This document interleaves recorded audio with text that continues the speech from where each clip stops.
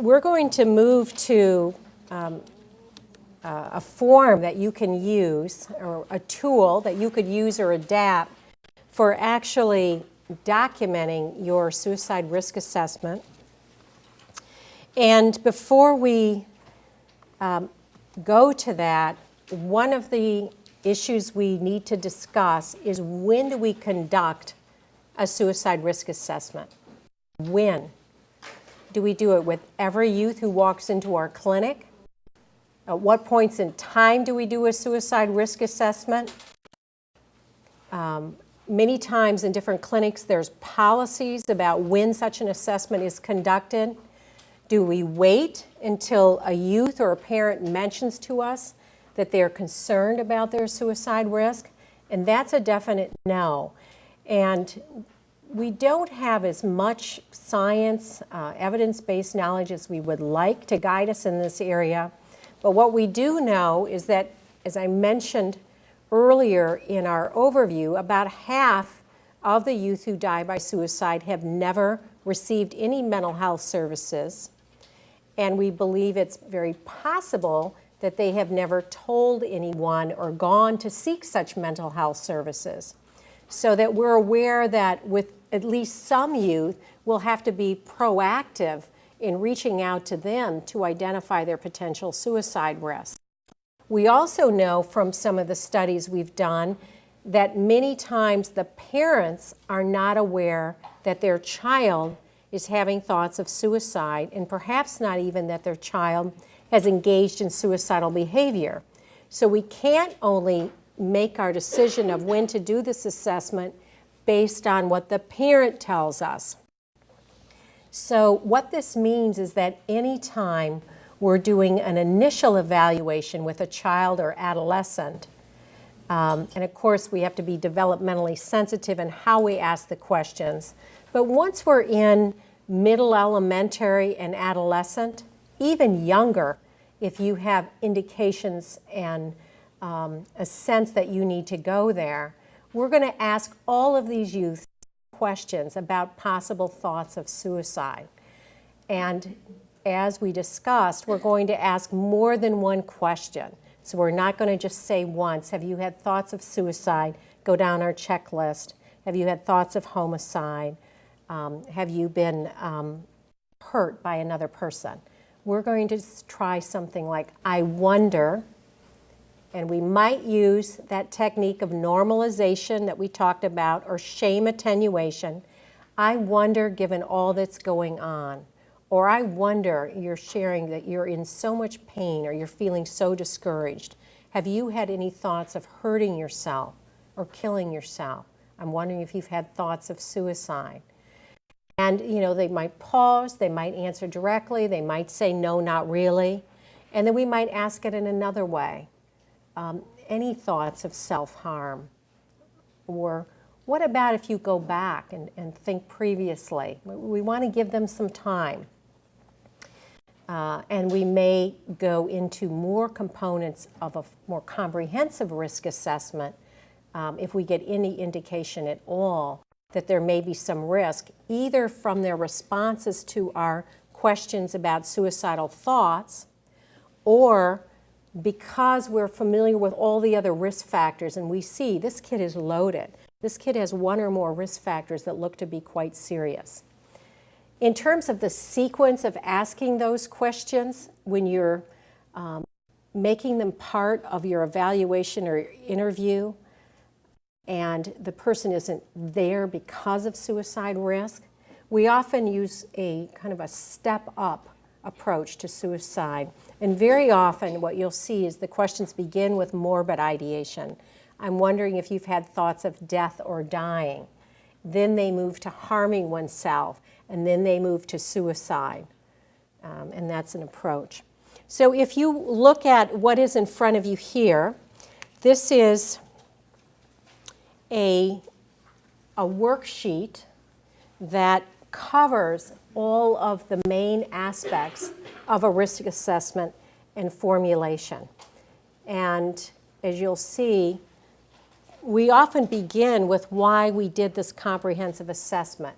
And I indicate this because in all of your settings, there's already certain required documentation and paperwork. These same items, the content that's on this, could be incorporated into your evaluation that you're doing, and you could write that in there free form. But if you've already done your evaluation and now you have a reason and you're thinking, I need to be comprehensive, do a full risk assessment, this is the kind of information. So we might indicate how we got started with going there to do a full formulation, our sources of information.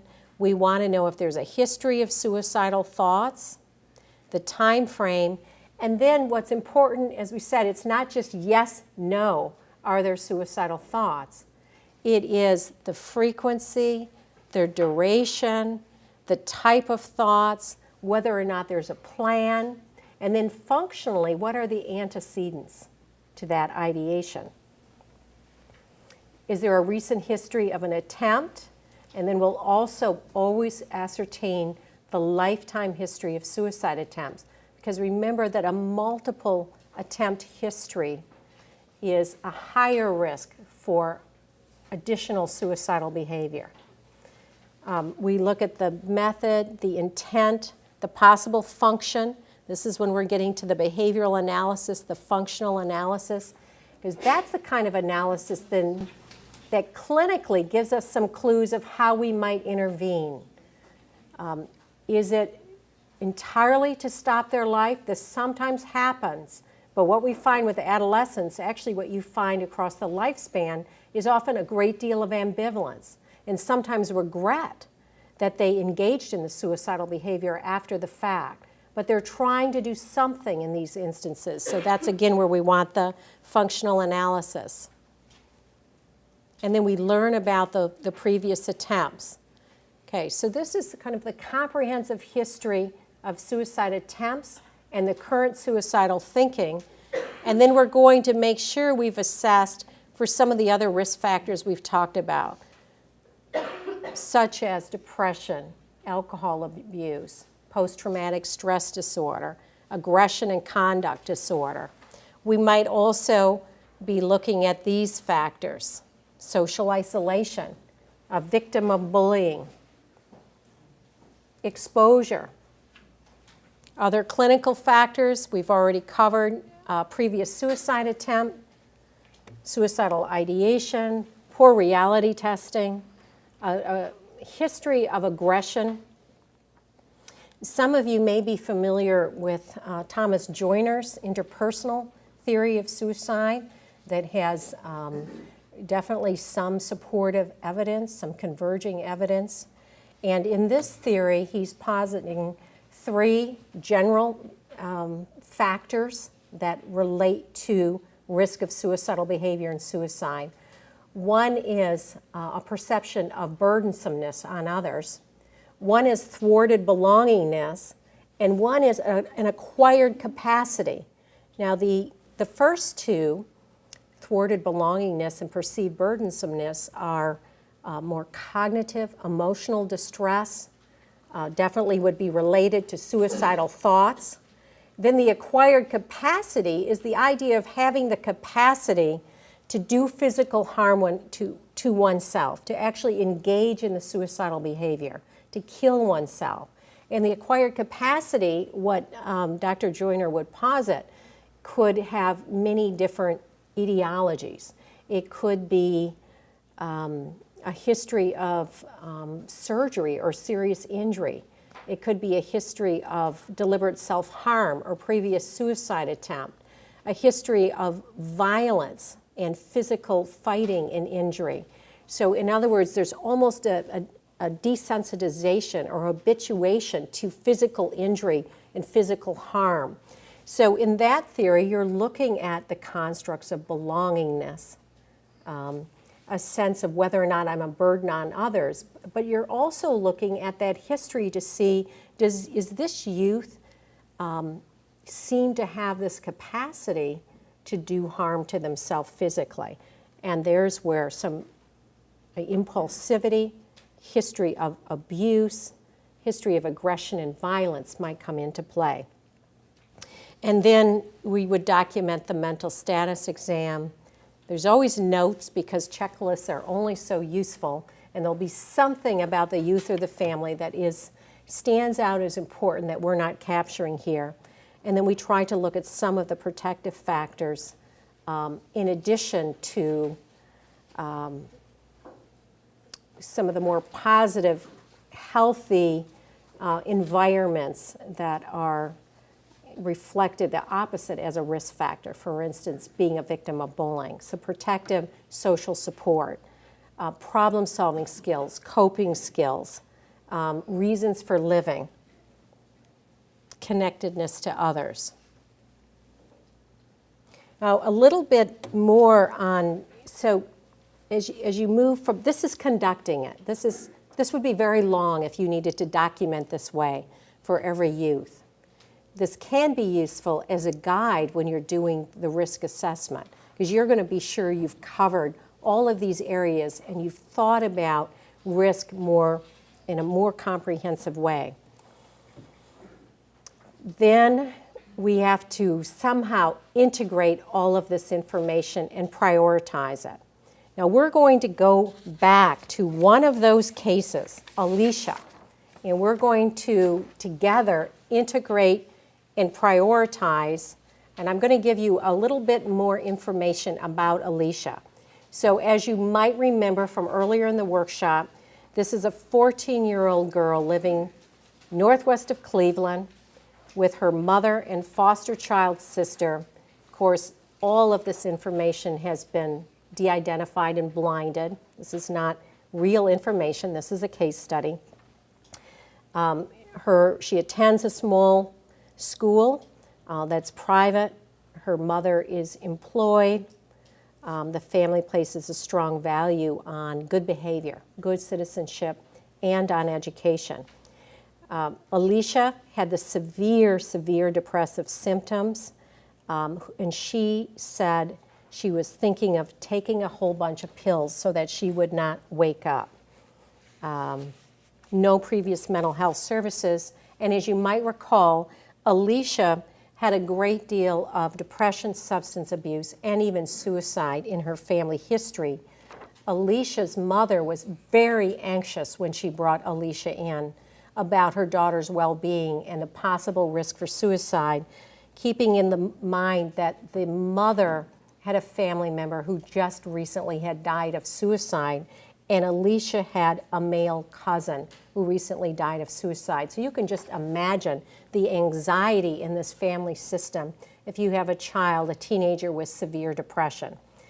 Now, on top of it, the more comprehensive evaluation of her suicidal thoughts and intent and in history is that Alicia did report 2 previous suicide attempts that were ingestions. Analgesics, so over-the-counter medication, which is not uncommon, but as you may know, it can be a problem. Acetaminophen in large dose is very, very tough on our liver. And so there were 2 previous attempts. She had simply said that she was ill, stayed home from school for a couple of days. She obviously survived it and was okay.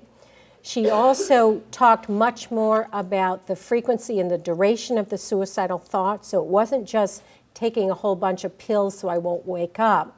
She said, I've had this plan. I think of it very often, at least once every day. And I haven't decided when yet, but this is just something that I'm ruminating about that I can't seem to stop thinking about. So I can't not think about this at times. Okay, so when we have to integrate and prioritize the information, what might be a warning? Do we have any warning signs of what we would call acute high risk? Imminent risk maybe is a bit more of a legal phrase, so we might want to think of it as acute high risk. What might be the most acute about it? Any ideas? Anyone want to throw one out? The sadness? I think it's the previous attempt. So the fact that she has multiple previous attempts, our radar, our antenna should be out there and on, that we really need to monitor and watch and think about how to intervene. So she's at quite elevated risk because she has a history of multiple suicide attempts. But on top of that, she has a current severe clinical depression. And as you might remember from the overview, that combination is particularly problematic. Current severe clinical depression with a multiple attempt history. And it's not just that.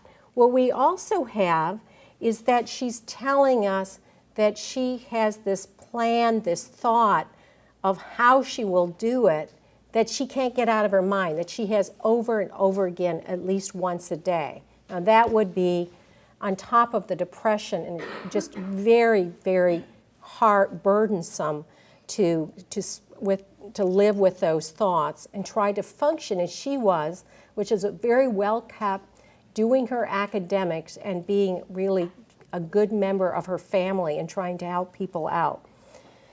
All right, what are the other risk factors that we talked about? There aren't a lot of them because she has many protective factors. She is connected. She actually had a very positive relationship with her mother. So sometimes we're dealing with parent-teen conflict with these youth, but not always. This was a cohesive family. They were able to sit together, to talk with each other. They showed respect for each other. There was clearly a love and attachment between this mother and daughter. So we have that protective factor. She's doing well in school, and someone had brought up academics earlier.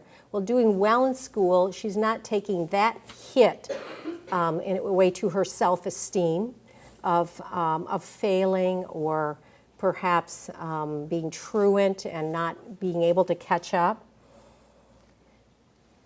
So here's where we can see that sometimes with risk, sometimes there are 9 risk factors present at once, but sometimes it's a smaller number, but they might be more severe. And with her, I would be quite concerned because of the severity of the depression, the thoughts that are still ongoing today, and the history of multiple attempts. I am relieved that she denies any alcohol or drug use or abuse, that's not in the picture too. But here's an example of one of the kinds of combination we consider it moderate to higher and possibly acute risk. And she would be characterized by the hopelessness. Okay. Now we're going to look at a documentation. How might you realistically document this in a busy clinic setting? Here's one possible form. And again, this could be freehand. I think very often our clinical notes take the form of one paragraph. But here's what we would need to include in that documentation. The expectation is that the clinician has reviewed the risk factors. We always are looking at protective factors too, but it's important to know that youth who die by suicide sometimes have a lot of protective factors. So when we're getting to more severe risk or we're trying to assess acute risk, we have to not overweigh the protective factors. That's a hard thing to do, but once you get to moderately high risk or acute risk, a loving family, they could still die. Youth do die who are from loving families. So we don't want to say, but they have a good family, they'll be okay. We really do have to look at these risk factors.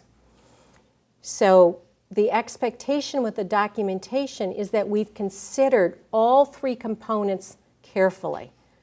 The risk factors, underlying, acute, including what we know about suicidal thoughts and impulses, the current mental status.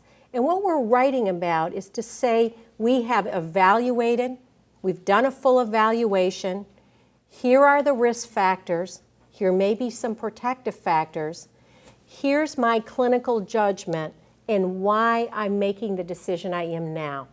why I'm hospitalizing, why I'm recommending they come in twice a week.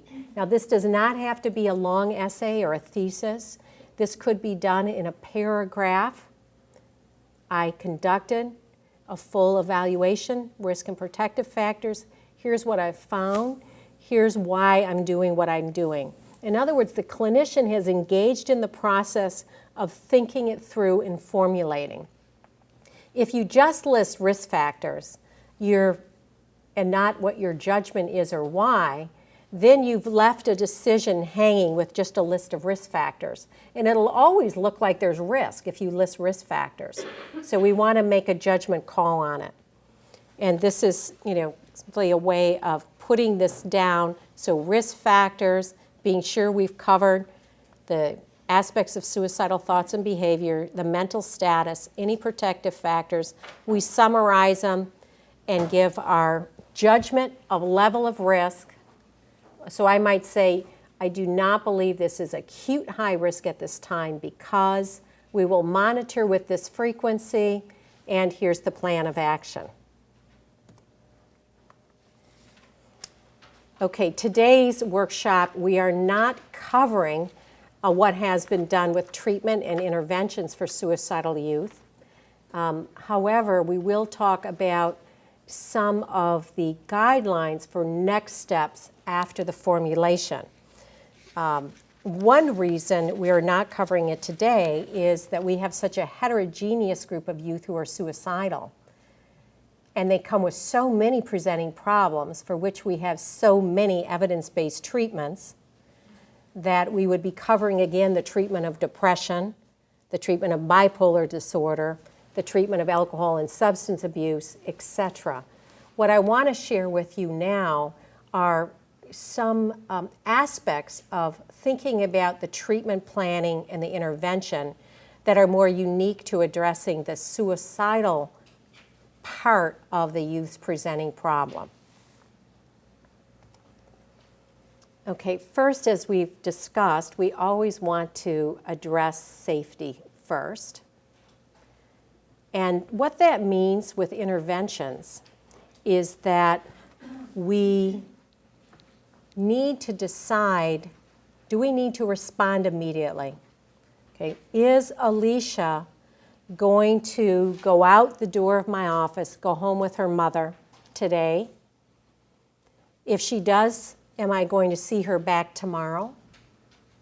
Am I going to put her on a wait list and see her again in 5 weeks? Is someone going to call her between now and the first appointment? I mean, at the time they're leaving your office, right, we have the responsibility as a mental health professional to at least have an initial plan. So if we have to address safety, that's the immediate response. And one of the things that we're always doing with the family is talking with them about removing accessible lethal means, if there's any elevated risk at all, so that they are throwing out old prescription medications. They are locking up prescriptions and over-the-counter medications or keeping them somewhere else outside of the home. They are taking any firearms and storing them at relatives. I would like to say lock them up. Perhaps locking them up is better than nothing, but teenagers actually can get into locked cabinets. It's not rocket science to get into the ones that people have in their homes. So we do recommend in all of our evaluations, and if you think about these suicide risk assessments, they're being conducted in all different types of settings. One of the places they're being conducted all the time is in medical and psychiatric emergency rooms. So they're going through this process because what is the most common mental health emergency in adolescents? It's actually a suicidal incident, a concern about possible suicide risk in a teenager. The most common reason that teenagers come into psychiatric emergency rooms for mental health concerns. So they're conducting them quite frequently, and they're going to be talking with them about removing lethal means. We're doing it in the outpatient clinics. We're doing it when we discharge a youth from a psychiatric hospital. So, and we can do this by saying there is good research evidence to suggest that the availability is in itself a risk. And that one thing we can do, one role parents can have, is to do what you can to create a safer home environment and move things that might be possible means of suicide. Yes, we have a question. Yeah, how do you go about making recommendations for restricting means when the plan is suffocating?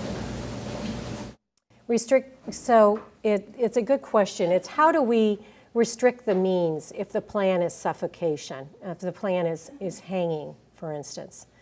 I don't believe that we can restrict all means. I want to say that, and that is one reason we sometimes psychiatrically hospitalize.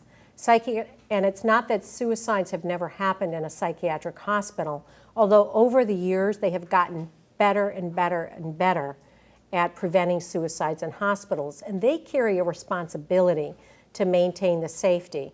And what will often happen in a psychiatric hospital, if there's an elevated suicide risk, they will put the youth on a frequent watch and check in. Sometimes it's called eye to eye, 24 hours a day, and they'll have rooms that have glass windows that somebody's sitting in. Sometimes it's an every 5-minute check, but they're a little bit more equipped. And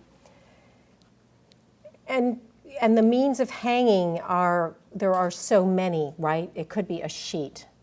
It could be a pillowcase. It could be a rope. It could be a belt. And so that's one where we may not be able to really restrict the means.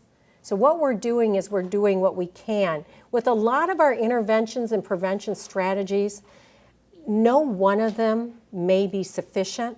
We're doing what we can, and we're asking the parents and the family to be our partners in it.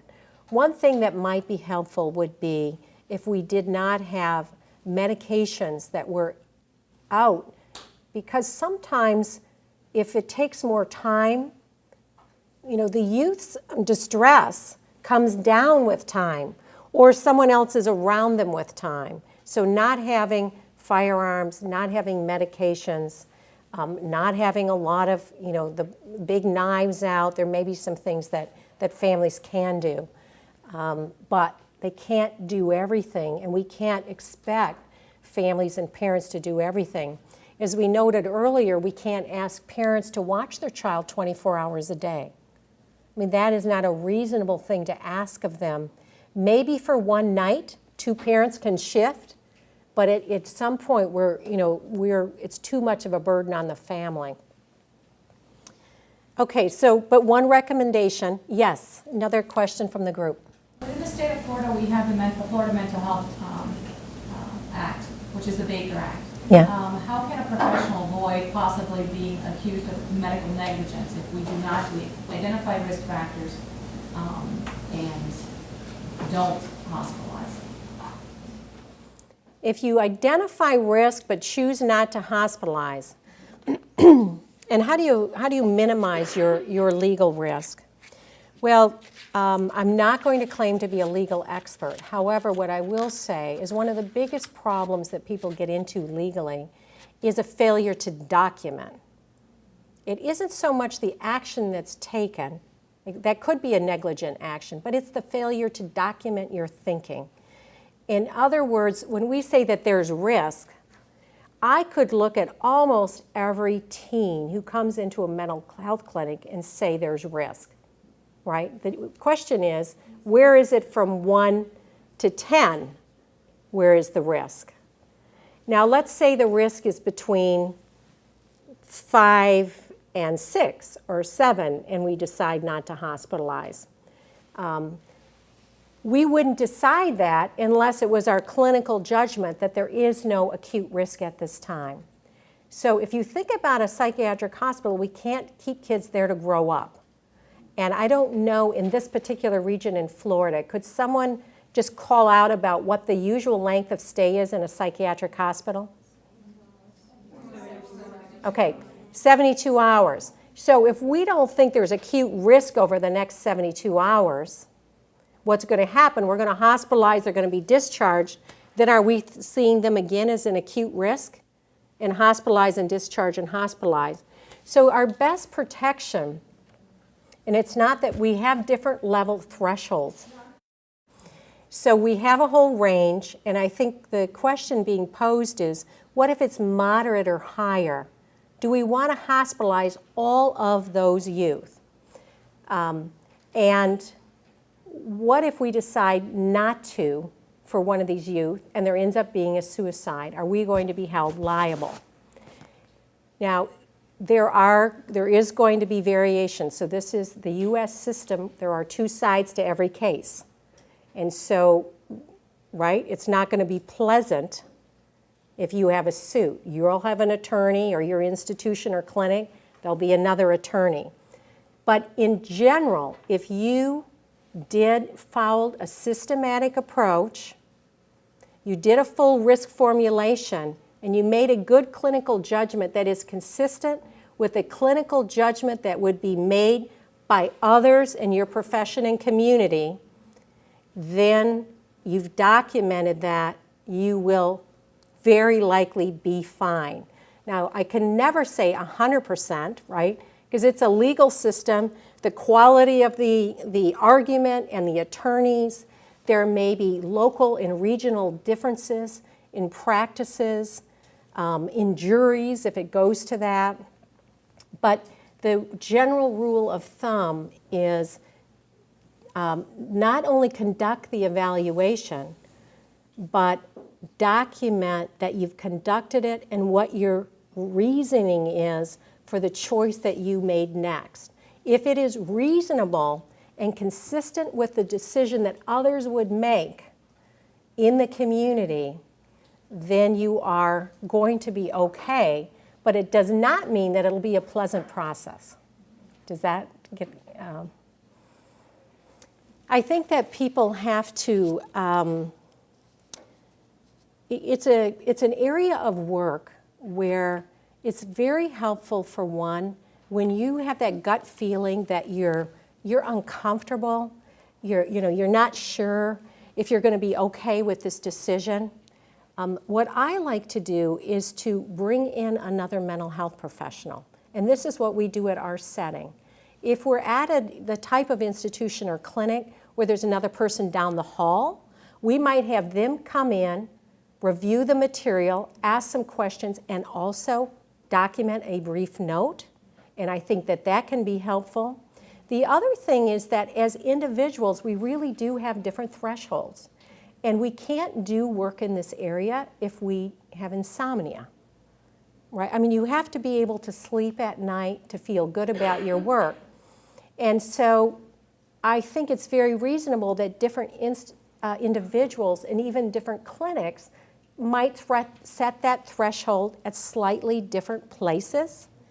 It's also the case that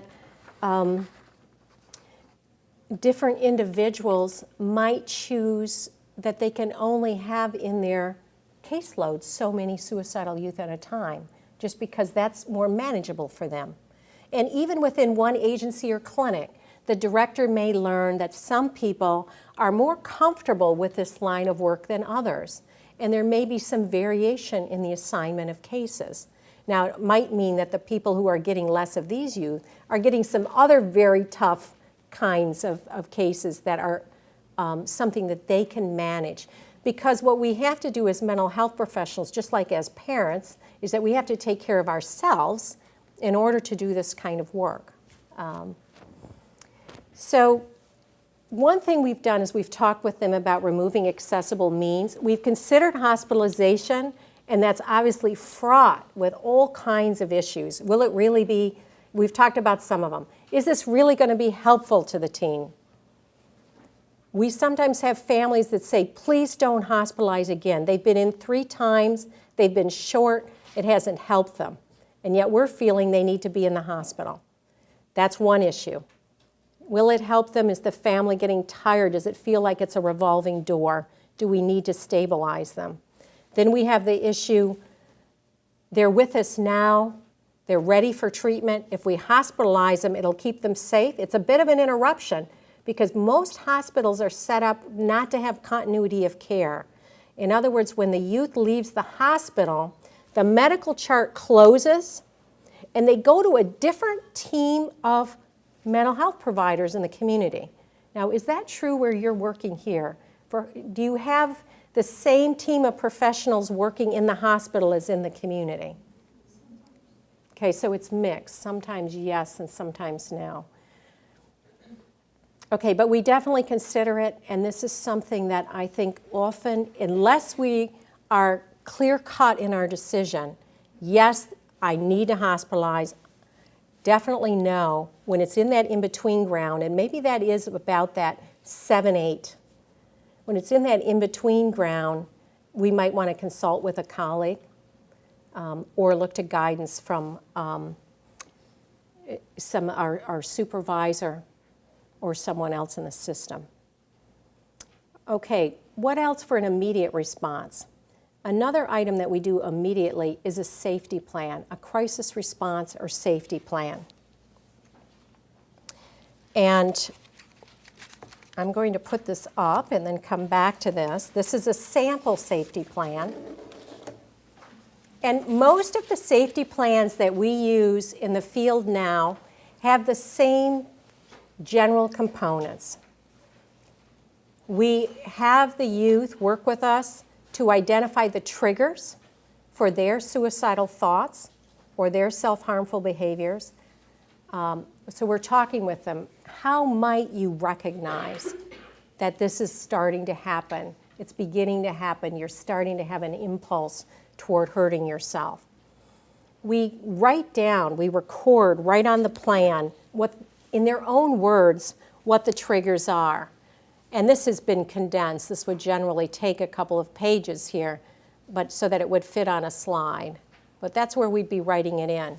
And then we talk with them, and this is somewhat akin to, it's really based on a cognitive behavioral therapy approach of talking with them about their own ways of coping when these triggers are happening.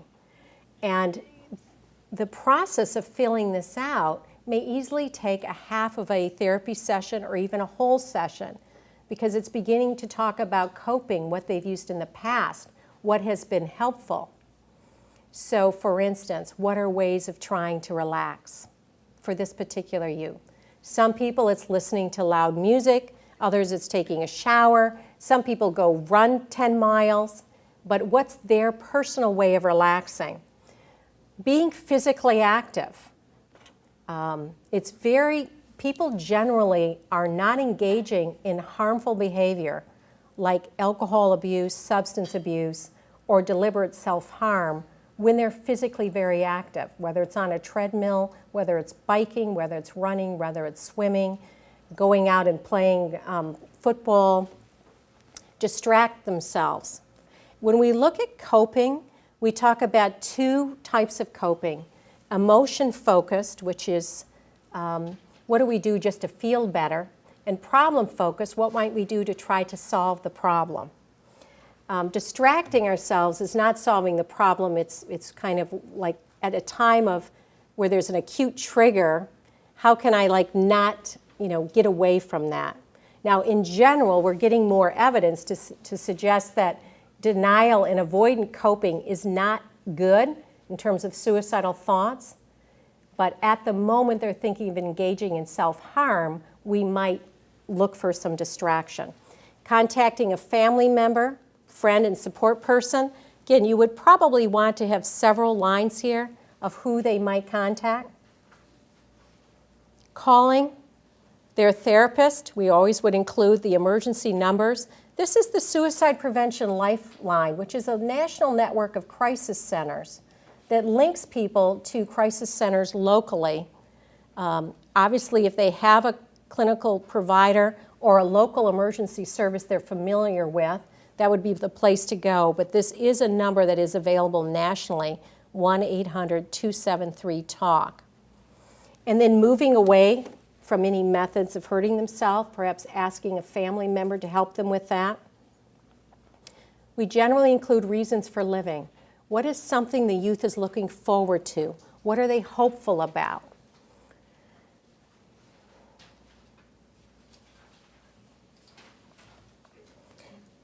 And then the means part is coming in there under 2G, limiting access to methods. So those are the key components. What are the triggers? What are ways of coping? Who are support people, emergency numbers, and the idea of moving away from the means or the methods. And people can put together safety plans in many different ways. In a lot of clinics, these are done free form, where you pull out the paper and you develop the safety plan together. It's a collaborative, kind of a guided discovery process. And it can be done on a form. It could be done just writing it up together. Okay, so that's another more immediate response. Removing access, talking to the family about removing access, making the decision about hospitalization, frequency of visits, and doing a safety plan. And then acute. Why do we have an acute phase as well as a continuing phase of treatment? Acute is what is happening in these first few weeks after we identify someone at elevated risk. Very often, what has happened in clinics is there's this immediate attention to safety, and then there's the treatment plan. It's just 2 phases. And the treatment plan, let's just say it's CBT for depression, or it's an antidepressant, or it's a referral for chemical dependency treatment. The difficulty is that the evidence would suggest that that antidepressant is not going to be effective in that next week, right? Antidepressants, for instance, might take some time to be effective. And so what we don't want to do is fool ourselves into thinking we've decided not to hospitalize, we have a good rationale for that, we've started treatment, we're all set. Because remember, having started treatment isn't the same as effectively having treated. So what we try to do with youth who are at elevated risk for suicidal behavior is have a second phase to the treatment plan, which is what are we going to do here over the next several weeks before our evidence-based treatments actually have a chance to be effective, to be helpful. And so what we would do is try to provide more external support. And what could that mean? That might mean that we work with parents to suggest that they monitor the youth's behavior more, who they're with. It might mean that we see them twice a week instead of once a week initially. It might mean that we ask the family to involve their support system in being helpful in some way and spending more time with the youth. And we try to build the individual's resources. So if we're seeing them 2 or 3 times a week, we might be helping them with some of any crises they're dealing with right now. So we try to think before these evidence-based treatments have a chance to really be helpful, how can we provide more to this family in the way of structured support, maybe more frequent visits, and more help with whatever the very current challenges are that the youth is facing. And then we have our ongoing treatment. Okay, we talked about considering, even in the ongoing phase, crisis response plans and safety plans. We also, some work has been done, particularly Greg Brown's group with coping cards, hope boxes, where you target the suicidal thoughts directly, develop ideas of cards of how you might cope, things that are precious in your life that help you feel more hopeful, creating a box. Sometimes the youth bring in their own box or the way they like to decorate it or what kind of container they'd like to use, and they put things that remind them of the better parts of their life and things they're looking forward to. And then beyond that, we're using the evidence-based interventions that we have to try to impact that longer list of risk factors, such as a depressive disorder or an alcohol abuse problem, or removing them from the home if we learn of sexual abuse. And that was our sample safety plan. Now, before we close, we're just going to talk about a few of the special issues with adolescents and involving the parents and guardians. We clearly need to involve them. They can help us in so many ways. They have another window onto the youth, information the youth doesn't share, or their own observations. We partner with them to know the red flags for possibly increased risk, so that if they see these signs of increased risk, they can call and get the youth in for help. We clarify the confidentiality issues with them. And we have to always evaluate their ability to fulfill the essential needs of the youth. Is the youth safe? Obviously, is there abuse or neglect? And then consider, we've talked mostly about evaluating the adolescent and doing a risk assessment with the adolescent. But clearly, if you look back to some of those family and social factors, to the extent that the family is part of the risk or could be part of the protection, we want to be sure we've evaluated the family's ability and helped the family with any supports they might need, or perhaps the parents could use their own support person or their own treatment. So we've put more of the focus on the adolescent, but generally we don't get adolescents to treatment and we don't get them back unless we partner with the parents. Only a very small proportion of the adolescents we work with are coming in and coming back, coming in initially on their own accord. More of them someone's bringing in because they're very concerned about them. So we will stop there. Thank you very much. For the people who are present, bring up your questions.